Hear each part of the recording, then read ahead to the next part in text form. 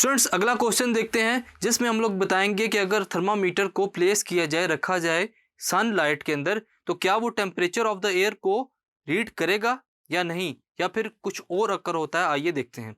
A thermometer is placed in direct sunlight, will it read the temperature of the air or of the sun or of something else. हम लोग देखते हैं वो किसका temperature read करेगा।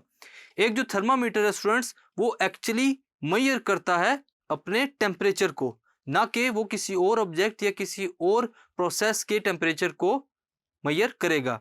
लेकिन जब हम लोग थर्मामीटर को प्लेस करेंगे, रखेंगे सनलाइट के अंदर, तो वो थर्मल इक्विलिब्रियम में आएगा किसके साथ, एयर के साथ, और जो टेम्परेचर है वो इक्वल हो जाएगा थर्मामीटर का और एयर का। Therefore, one can say that thermometer will read the temperature of the air। और यहाँ हमें पता चलेगा कि थर्मामीटर सिर्फ एयर के टेम्परेचर को मेजर कर रहा है। Since thermometer is not in thermal equilibrium with the sun, that is why it cannot measure the temperature of the sun। वो जो थर्मामीटर है वो थर्मल इक्विलिब्रियम में नहीं होगा सन के, इस वजह से वो सन की जो हीट है उसको मेजर नहीं कर सकेगा।